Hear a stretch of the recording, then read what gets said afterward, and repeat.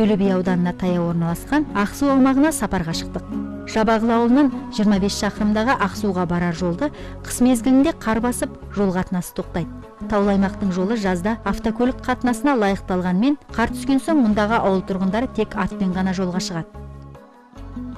Біздің көліктерімізде қарды омбылап, шатқалдағы кордонға әзер көтерілді. Мұнда инспектор Дадабай Шамшилов қарсы алды. Қазір алдымызда Шаткальский хребет дейді и каньон Ақсу. Қазір где-то кордоннан каньонға дейін где-то метр 50. Пик Сайрамский ол ең биік тау бізде, біздің оңтүстік Қазақстанда. Биіктігі 4240 метр. Мына вот уже алдымызда каньон. Шатқалдың ортасын жарып Ақсу өзені ағып жатыр. Қырғыз жерінен бастау алатын өзен шатқал басынан қарасаңыз жепшіңішке бұлақ секілді. Себебі шатқал терең. Бір жерлерде оның тереңдігі 400 метрдей болса, келесі бір жерде 600 метрден асып кетеді екен.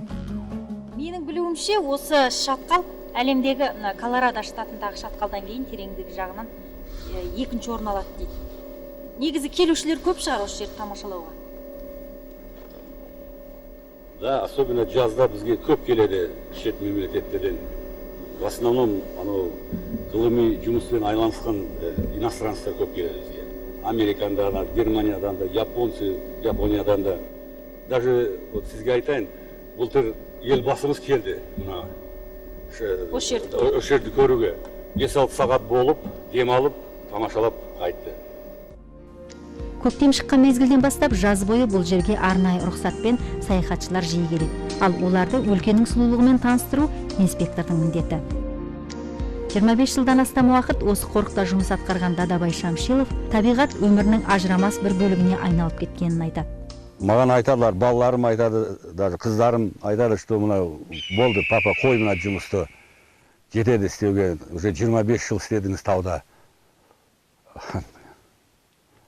Мен шын айтқанда қимаймын мен мына жұмысты. Мына табиғатсыз өмір сұрамаймын, шын айтса. Күнде обходқа шыққанда көрем, что аңдар менің учаскамда көбейіп жатыр. И мен ойлаймын өзімше, что мен бекерге мына жерде 25 жыл бекерге жұмыс істеген жоқпын. Бұл аймақтың ауа райы өте құбылмалы болып келеді. Сәлден кейін шатқал үстін тұман басып, артынан жапалақтап қар түсе бастады. Жаңа жауған қар мен тұман Ақсу шатқалының сұлулығын біртіндеп бүркемелеп бара жатты.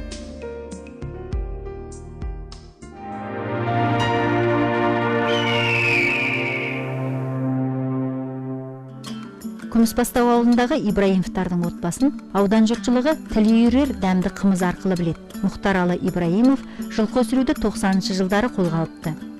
Еңбектеніп, қазір 15 бие жаз қыс сауып, соның қымызы пенсия алмаймыз, айлық алмаймыз, осы айлығымыз осы ғой. Әдетте қымыз көктем мен жаз мезгілінде даярланатыны белгілі. Ал Ибраимовтардың дастарханынан қыс маусымында да қымыз үзілмейді.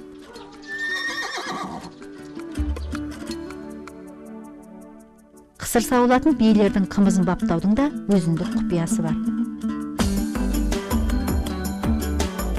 Жаңағы көбіне тазалап жуып, сол 2 күнде бір жуып, оның ішін кептіріп, үстінен майлап, кек отынан ұстаймыз, сөйтіп жаңағы қорын құямыз, үстінен сауған сүтті шетінен әкеп үстіне құя береміз. Соның неғұрлым пісу ғой? Бұл қымызға неғұрлым пісу керек? Мұртқа іскек, көбіге піспек керек дейді ғой. Сол айтқандай тек пісуменен дайын болады бұл қымыз. Бұл қымыз деген нағыз дәрі ғой енді қазір. Бұл деген жүрек ауырғанына жақсы дейді, тұмау. Мысал үшін, қымыз ішеміз, осы бала шағамыз банан ешқандай тұмау анандай болмайды да. Бүйрекке де жақсы дейді, жүрек ауруына жақсы деп атады. Негізі емдік қасиеті көп қой бұл қымыздың. Қымыздың адам ағзасына тигізер пайдасы әлдеқашан белгілі болған. Ең бастысы оның қалай даярлануында. Алтыншаш Ибраимованың әзірлеген қымызы жыл сайын Түлкібас ауданында өткізіліп жүрген Саба фестивалінде жүлделі орындарға ие болуда. Қазір бұл отбасынан дәм татуға аудан облыс көлеміндегі қонақтардан өзге шетелдік меймандар да ат басын бұратын көрінеді. Құдай жарылқасын, бақ қонсын, қыдыр дарысын, кетпес, дәулет берсін. Алла Тағала әр уақытта ісін оңлап, береке құт қана берсін. Аумин. Ауданда ұлттық көкпар ойынын жандандыру қолға алынған. Кезінде көкпар тартудан алдына жан салмаған азаматтардың жасы бүгінгі күні 60-70-ке таяп қалыпты. Ақсақалдар әлі де болса аттан түспей жастармен бірге көкпар тартуда. Солардың бірі кезінде Кеңестер одағының 9 дүркін чемпионы атанған Әбілхан Дауылбаев. Бұл 1980 жылға шейін біздің Қазақстан командасының атынан Алматының қасынан Дегерес кон заводына апарады екенде, сол 80 жылдары бізді көктемде Алматыда қойшылардың слеті болған. Соған шақыртқан. Біз сонда Шымкент облысының команда жинап бардық та, сол жерде біз сол жаңа Дегерес командасы барлық жерде командаларды жеңіп, чемпион болсын. Сол жерде бізді айтты, биылғы жылды, как раз сол 80 жылы бүкілодақтық жарыс Алматыда өтеді екен. Сол бүкілодақтық жарысқа келесіңдер ме деді. Неге келмейміз біз? Келеміз деді. Сонан олар бізді шақыртып, сол 80 жылы сол жерде бірінші рет біздің Қазақстан бірінші орын алды, чемпион болды. Сол жылдан бастап мен 91-ші Союз тарқанға шейін сол Қазақстан командасының капитаны болдым. Қыс болса да қалың қарға қарамастан әр жексенбі сайын ауылдар кезекпен көкпар беріп, спорттың бұл түрін тамашалаушылар да табылады. 10 жасынан бері көкпар шауып жүрген 70 жастағы Зұлпықар Тайырбеков ақсақалдың ілген көкпарын әлі де тартып әкететіндер кемдеген. Зұлпықар ата да кезінде одақ бойынша бірнеше мәрте жеңімпаз болған. Ақсақал қазірде жас жігіттерден қалыспайды. Ең қасиетті көкпарға шабу үшін темекіден аулақ болу керек, арақтан аулақ болу керек, шылымнан, жаңағы неден, пиво анау-мынаудан аулақ болу керек. Оның бәрін ішпеген адам шабады. Менің балам бар, Жұлдыз деген. Қазір 8 нені жеңді, облысты. 8 облысты. Басы Бішкектен бастады. Қазіргі менің өмірімнің жалғасы сол Жұлдыз Тайырбек болды. Көкпар жігіттің де, тұлпардың да күші мен әдіс айласы сыналатын халық ойыны. Салт дәстүрдің қаймағы бұзылмаған оңтүстікте ұлттық көкпар ойыны жалғасын тауып, дамып келе жатқанына ат құлағында ойнаған азаматтар үлес қосылды.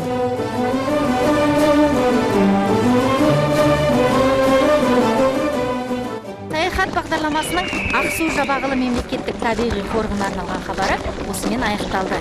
Эфирде амандықпен жүздескенше.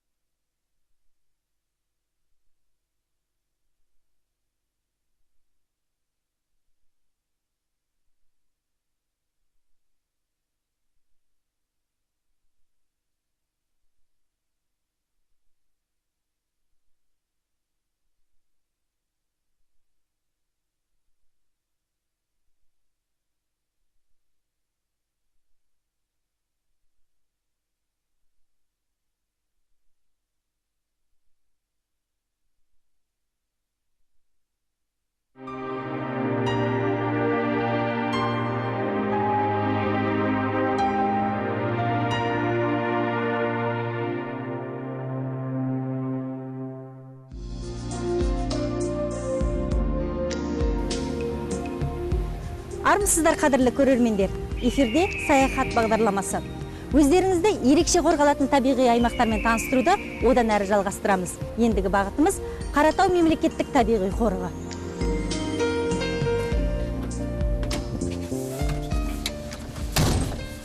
Ал аға жүрелік.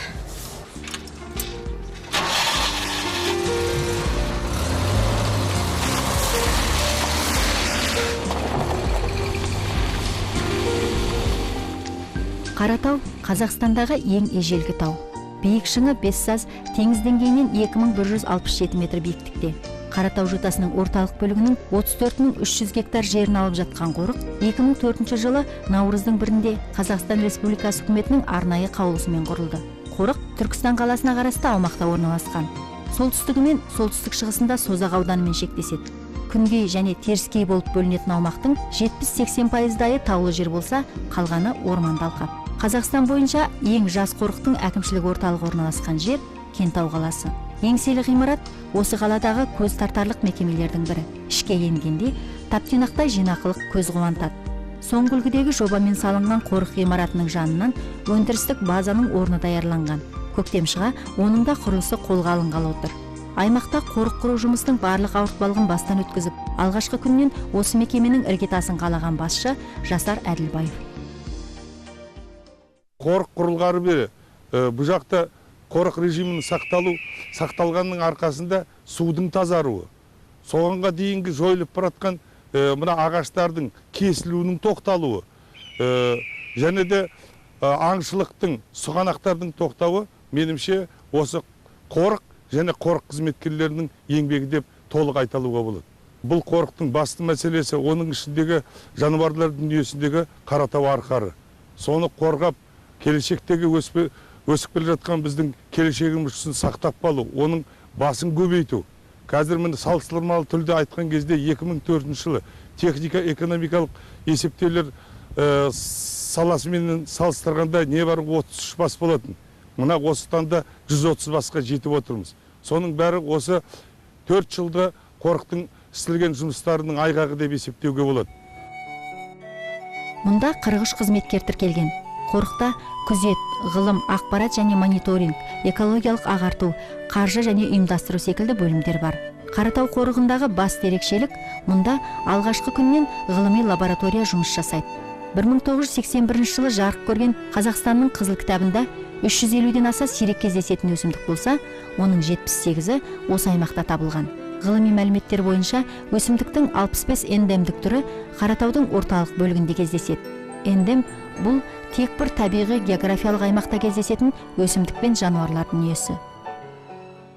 Біздің негізгі ғылыми лабораториядағы істеп жатқан зерттеу жұмыстарымыз келесі бағыттарда жүреді. Біріншіден жоғары сатыдағы споралық және жоғары сатыдағы түкті өсімдіктерді анықтау, сонымен қатар жаңағы биологиялық ғылыми зерттеу жұмыстары жүргізу, сонымен қатар энтомологиялық жұмыстар, орнитологиялық, телеологиялық жұмыстарды жүргізу болып табылады. Ғылыми бөлімдегі 10 қызметкер жоғары сатыдағы өсімдіктерді анықтап, мүктер мен балдырларды зерттейді. Сондай-ақ гербарий өңдеу жұмыстарымен айналысумен қатар, болашақ мұражайға арнап аң құстар мен жәндіктердің сүлбілерін жасайды. Мұражайға арналған аң құстарды даярлауға арнайы рұқсат алу керек болғандықтан, біз әзірге тек өліп қалғандарын ғана жинаймыз, дейді қызметкерлер.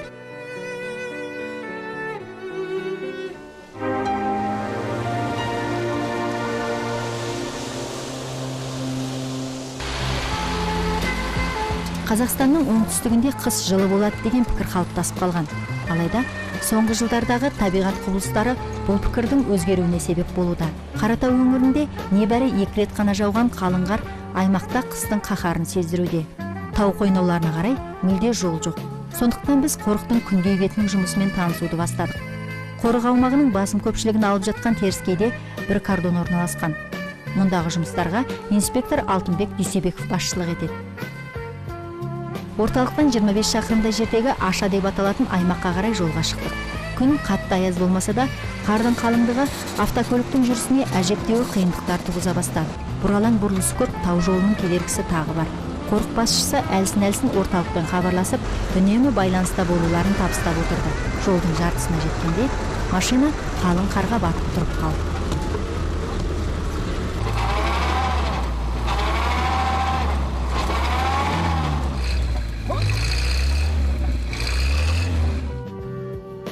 Қорық қызметкерлері қарап тұрмастан жолды ашуға әрекеттенді. Біздер жабыла іске кірісіп жатқанда, рация арқылы соңымыздан трактор жіберілгені хабарланды. Тау бір тыңдап тұр. Тау бірге жауап беріңіз.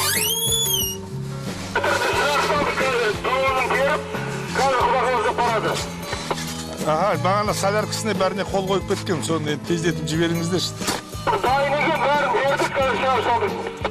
Жақсы. Қысы жазы бұл өлкенің сан құбылатын ауа райымен бетпе-бет келіп үйреніп қалған қызметкерлер мұнда да жағдайдан шыға білді. Трактордың келуін күтпестен автокөлікті қардан алып шықты. Жол жөнекей қорықтың мініс аттарын бағып отырған шаруашылықпен танысу үшін аялдадық. Жылқышы Құлжабай Шотбаев 30-ға жуық жылқыны бағып отыр екен. Болашақта шөбі нәрлі осы аймақта бие байлауды жоспарлап отырған қорықтың 10 шақты биесі де жылқышының қарауында.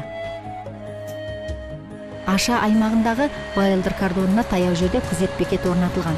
Бұл бекеттен көлік қана емес, аттылы жаяу адамдар да өте алмайды. Аймақ қатаң бақылауда. Осында отбасымен тұрып жатқан бірінші айналымның инспекторы Ерлан Ізбасаров бекет жұмысын қадағалайды.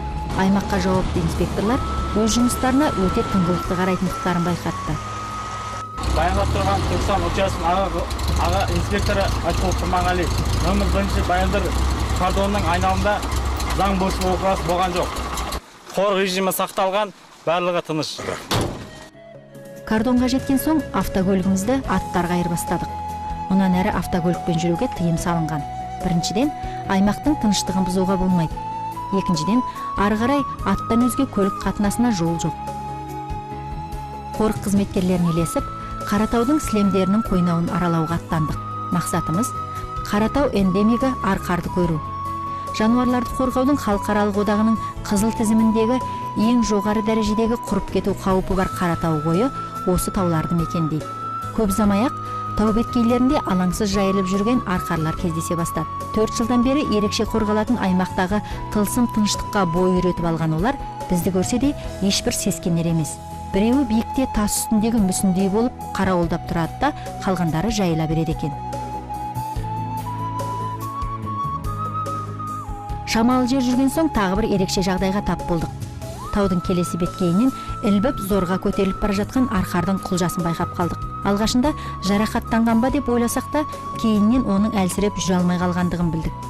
Күз айында дұрыс қоңданбаған арқардың аталығы қыстың суығына төзе алмай қалса керек.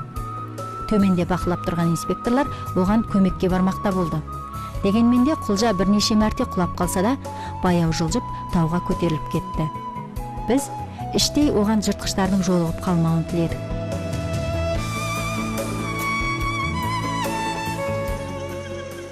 Әрбір қадам басқан сайын табиғаттың сұлулығына тамсанып, жолымызды кескен жан-жануарлардың бейқам жүрісіне таңданысымызды жасыра алмадық.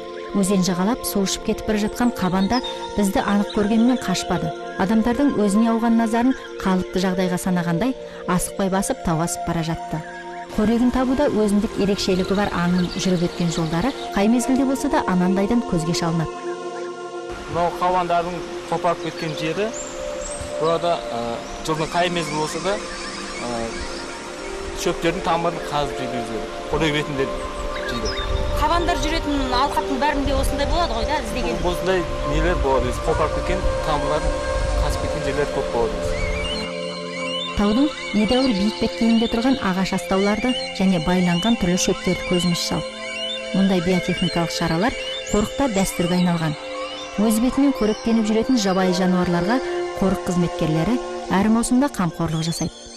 Жыл сайын биотехника шаралар өткіземіз. Биотехника шаралар дегеніміз ол мынау жабайы аңдарға қоректік астаулар жасау.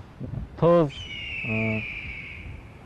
шөптер, өсімдіктерді қойып біз жануарларға қардың қалың болуына байланысты біз осындай іс-шаралар жасаймыз.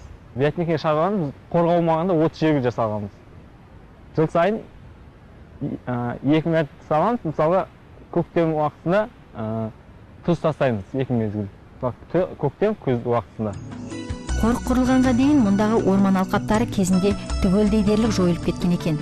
Тұрғындар отын ретінде аяусыз кескен ағаштар осы аз ғана уақыт ішінде табиғи жолмен қайта өсуде. Біз Жыңғылшық өзенінің бойындағы ұзындығы 6 шақырымға орналасқан орманды алқапта тұрмыз. Орманды алқап Қазақстан бойынша қызыл кітапқа енгізілген соғды шағаны деп аталатын ағаштан тұрады. Ал ағаштың ерекшелігі ылғал сүйер. Демек, тек өзен бойларында ғана өседі. Биіктігі 7-8 метрдей болатын ағаштың бұл түрі елімізде тек Қаратау аймағында ғана кездеседі. Көптеген елдерде жиһаз жасауда кеңінен қолданылған соғды шағаны мұнда бір кездері жойылып кете жаздаған. Бақылауға алынғалы бері ағаш қатары көбейіп, орманға айналып отыр. Оңтүстік өңір киелі өлке. Бұл жердің әрбір тау тасы, өзен көлдері аңыз шежірелерге толы. Екі жақтан кірер аузы анық көрінетін үңгір назарымызды аударып, бас сұқпақ болдық. Қорық аумағында құпия тылсым сырға толы орындар көптеп кездеседі. Мына үңгір балағайып деп аталады. Ертеректе осы маңайда қалың жынысты орман болған екен. Ойнап жүрген ауылдың кішкене баласы сол орманға кіріп із-түзсіз жоғалады. үңгір сол себепті де балағайып деп аталған екен. Ел аузындағы аңыз осылайша сыр шертеді. Аңыз болса да, мұндай әңгімелердің түп төркінінде бір шындық жатқаны анық. Кіреберісте түйенің ізі секілді таңбасы бар тас жатыр. Анықтап қараған адам оны бірден аңғарады. Тыныштық жағдайда үңгір астынан сылдыра бағып жатқан бұлақ дыбысын естуге болады деседі. Үңгірдің ішін қызықтап дабырласып жүргенімізде қасымыздағы 2 инспектор мен оператор үшеуі де бір мезетте айғайлаған баланың даусын анық естігендерін айтты. Қалай болғанда да осы бір киелі жердің тылсым бір құпиясы барын сездік. Қазір біздің мына келе жатқанымыз Хантағы өзенінің бойында орналасқан еліміздің ең жақын кордоны. Хантағы кордоны болады. Осы өзі Хантағы өзенінің бойында орналасқан. Ал ең қашық кордондарыңыз қанша? Ең қашық кордоным 170 километр Қаратау кордоны. Ол қорықтың күнгей бетінде қойылған. Ол қорықтың теріскей бетінде. Теріскей бетінде. Хантағы аталуы жайында ел аузында кең тараған аңыз бар көрінеді. Ертеде осы жерде өмір сүрген хан түс көреді. Түсінде біреу оған аян беріп, ажалының қара құрттан болатынын айтыпты. Шошып оянған хан түс жорушыны шақырып, түсін баяндапты. Ол да түсті солай жорған екен. Хан қатты үрейленіп, биік таудың басына тастан арнайы орын даярлатады. Жерге мүлде түспей, сонда қоныстаныпты. Алайда ажалдан құтылған пенде жоқ. Бір күні алдына келген себет толы жүзімді ала бергенде ішінен шыққан қара құрт ханды шағып өлтіреді. Сондықтан осы жер Хантағы аталыпты. Қорық аймағының тек осы бөлігінде ғана туристік сапар бағыттары жұмыс жасайды. Алғашқы бағыт Хантағынан басталып 6,5 шақырым қашықтықтағы Тастың бауы деген жерден аяқталады. Екінші бағыт Хантағынан Құсия шатқалына дейін созылады. Көктемгі уақыттарда негізі алғашқы туристердің алғашқы легі көктемгі айларында, сәуір, мамыр айларында жүреді. Туристердің басым көпшілігі жоғары оқу орындарындағы студенттер және мектеп оқушыларының биология және зоология бойынша ғылыми танымдық және де дала оқу практикалары бойынша жүргізеді және де ғылыми жұмыстармен айналысатын. Бізде осы қалада сырттан келетін өзіміздің табиғатты тамашалауға, осы табиғаттың әсем жерлерін көруге және өсімдіктер бойынша негізінен басым көпшілік туристердің осы студенттер жаңа мектеп оқушылары болып келеді. Бұл бағыттар бойынша негізгі жұмыстар көктемнен басталып, жаз ортасы ауа аяқталады. Біз де қорық қызметкерлерінің жол бастауымен Тастың бауына бет алдық. Туристік соқпақ бізде Хантағы Тастың бауына келе жатырмыз. Бұл біздің бірінші соқпағымыздың аталуы. Қазір мынау көп туристер алдарымызда мына жерде Жасарбұлақ деген жас бұлағымыз бар. Бұл жерде өзіміздің туристерімізді алып шыққанда осы демалатын жердің бірі жас бұлақ, аты Жасарбұлақ.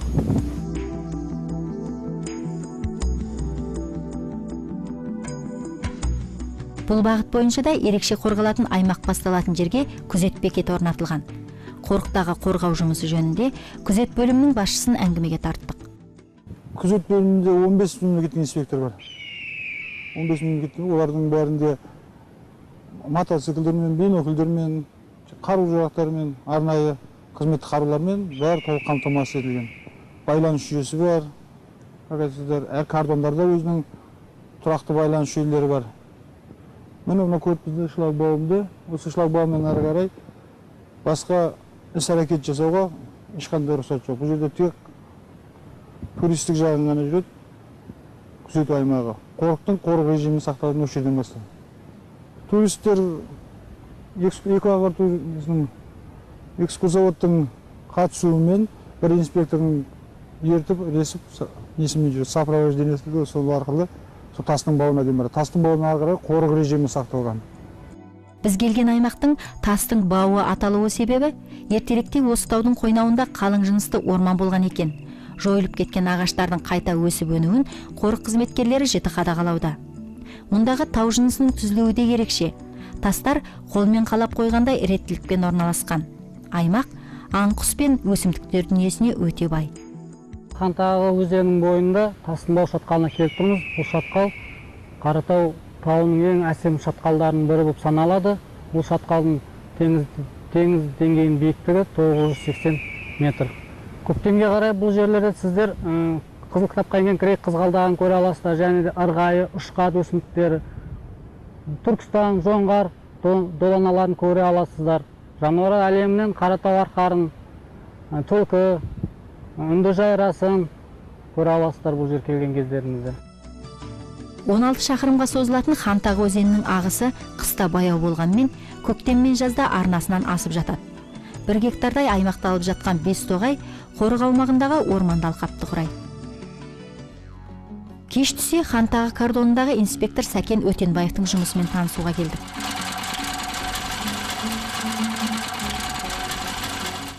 Тау етегіндегі еңселі баспана сонадайдан бірден көзге шалынады. Үй жылумен, жарықпен қамтамасыз етілген. Кең жарық бөлмелер тұрмысқа лайықты жабдықталған. Орталықтан аса қашық болмаса да, мұнда қорық режиміне сәйкес байланыс құралы жұмыс жасап тұр. Күнге екі,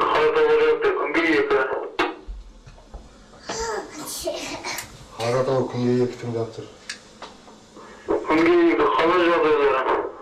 Тау олай, қорықмаш олай, қорық режим олай.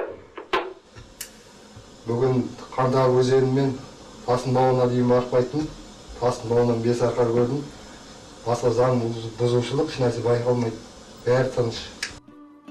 Қорық ашылған алғашқы күннен бері отбасымен осында тұрып жұмыс атқарып жатқан инспектордың қарамағындағы аумақ 5000 гектар. Жұмысы нәтижесіз емес, инспектордың қызметі мүмкіндігінше бағалануда. Осы Қандағы елді мекенінде туылып өскен, жастайынан осы тауда жүріп, осы бір жағынан табиғатқа қызығам өзім. Тауда аңдарды көргенге, шөпті өсімдік тауларды баяғыда осы қорылмай тұрған кезде осы өзеннің бойында ағаштардың бәрін кесіп, неғып кеткен, солардың бәрі қазір өз-өзіне там түрінен шығып, өз қалпына қайтып келе жатыр. 5 бала шағам бар, 4 ұл, 1 қыз. Сол бала шағам қалды, соларға енді қазір заманда жұмыс жоқ, не жоқ. Сосын осы жұмысқа кіріп қызмет істеп жатырмын.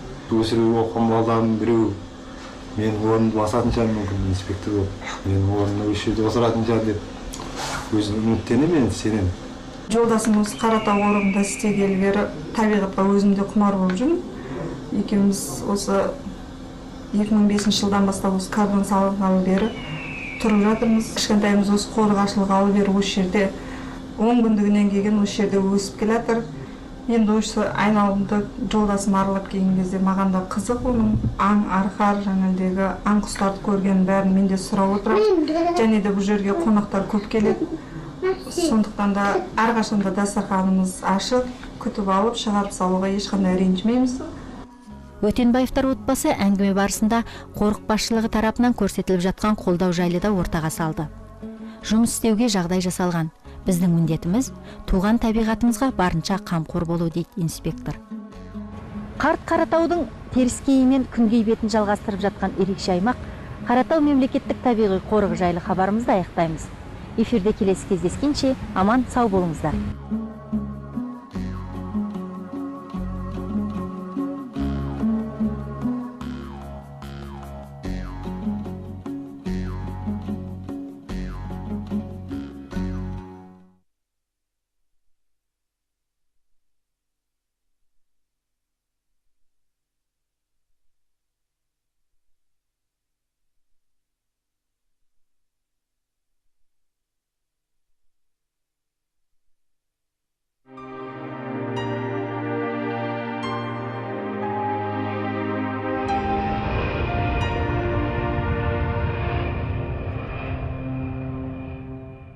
Армысыздар, Қазақстан ұлттық арнасының көрермендері. Эфирде саяхат бағдарламасы. Біз Алматы облысындағы әйгілі Шарын шатқалында тұрмыз. Саяхат бағдарламасының кезекті хабары Шарын мемлекеттік ұлттық табиғи бағына арналады. Шарын мемлекеттік табиғи ұлттық бағы Қазақстан Республикасы үкіметінің 2004 жылы ақпанның 23-дегі нөмірі 213 қаулысы бойынша құрылған. Бақ Райымбек, Еңбекшіқазақ және Ұйғыр ауданымен шектеседі. Көлемі 93.150 гектар. Алматыдан 193 шақырымдағы Іле тауаралық шұңқыр орталығында орналасқан. Оған үлкен бұғыты тауы мен Сөгет аңғарларының шекаралас жатқан шөлді жерлері, шатқал тәрізді аңғары мен өзеннің қатпарлы атырауы, сонымен қатар аңғарлардың жоғарғы бөлігіндегі далалар мен Торайғыр тау беткейлері кіреді. Негізгі су көзі Шарын өзені және Іле өзенінің сол жағалау арнасы. Улуттук бак территориясынын басты эрекчелиги онун жер бедери ар алуан.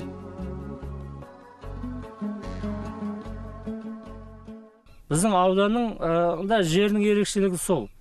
Шөл, шөлейт, қара дала, жаңағы таулы, мұзды деп осындай табиғаттың